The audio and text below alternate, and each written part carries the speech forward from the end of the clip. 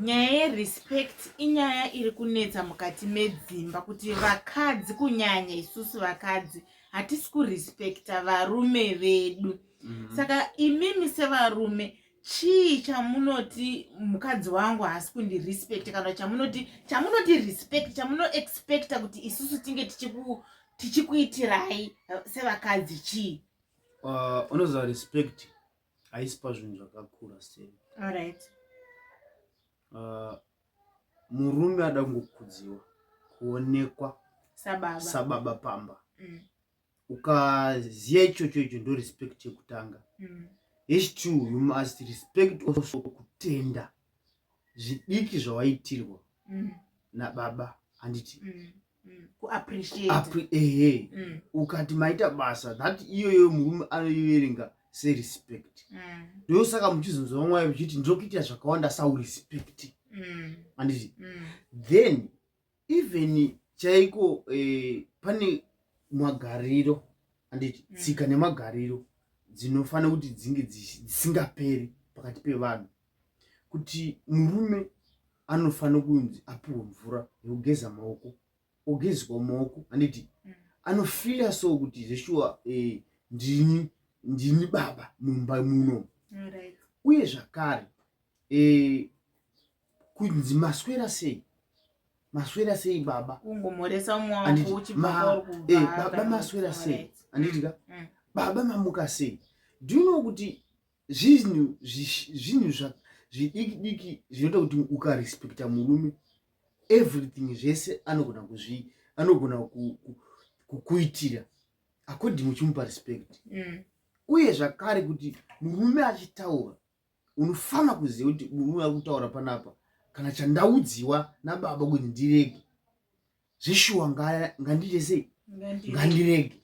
Because ukasaita chinhu ichocho anobva afila kuti this is disrespect, hauteereri, handiti. But varume vese vada kuteererwa. Teererai zvavanotaura, kuti akakuti ichi handichi kuchifarira, hapana chinorwadza kuita sei, kurega, just rega. Especially kuti maswera sei, kwakuri sei, handiti, mamuka sei. Zvese izvozvo zvinofanira kuti vanhu vanga vagara vainishi vachiitirana nomumwe wake. Ndo respect yatingada isusu vanhurume. Alright. Saka are you saying kuti as murume mukadzi akakurespecta, do you love them more, kana kuti what's the difference yemunhu asingarespectiwe nemukadzi wake nemunhu anorespectwa nemukadzi? Unoziva kuti kuno different yacho ipapo. How do you feel, how do you react towards your partner? Munhu haatauri kuti iwewe hauna respect. But vamwe vakadzi vodzimwe isingatozive kuti respect yacho chicho vari kuexpecta from me as a woman or as mukadzi wako, chicho vari kuexpecta kuti ndinge chinzi iyi respect. Iwewe usati waroorwa, handiti, usati wapinda mumba already unofanira waikanga uchitoziva kuti munhu achandiroora ndichange ndichimuteerera. Alright, so kind of submission. Yeah. Saka ichi hazvine kunzi wadzidziswa kandi uruda kuti ndikuitire chipi, handiti. You learn usati watopinda mumba macho first kunzi mwanangu murume anoteererwa, imba ino munhu zvese zvirikuda murume wako teedzere zvinoda mumwe wako. Because zvako iwewe zvokuti inini kwedu isu taidai hazvitaurwe pamberi, zvinosara kwenyu, handiti. Kana waurorwa kunoku murume akati izvi kunoku hatitenderi, ita izvozvo, hazvitenderwi kupi. Ukaona ukazviita uchaona kuti unogara uri uchidanana nemumwe wako, handiti. Uye anoziva kuti mumwe wangu anondirespecta, handiti. Respect yakakosha. Respect ndomusha, ndomukadzi wese.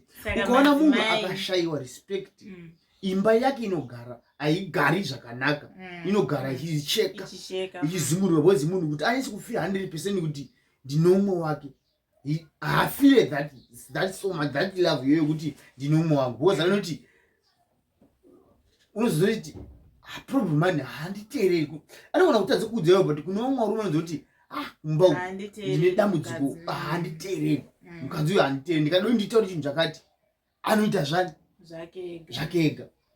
Yeah. Saka tazvinzwa madzimai ngatiedze kurespekta varume vedu kuti tigare tichifara mukati medzimba dzedu. I myself learned as well to respect my husband, so let's try and respect them kuti tigare tichifara tiri mumba medu tichiwirirana. Hanzi toda respect kuti tiitire zvakawanda mukati memba yedu. Thank you very much for watching this video. Have a lovely day further.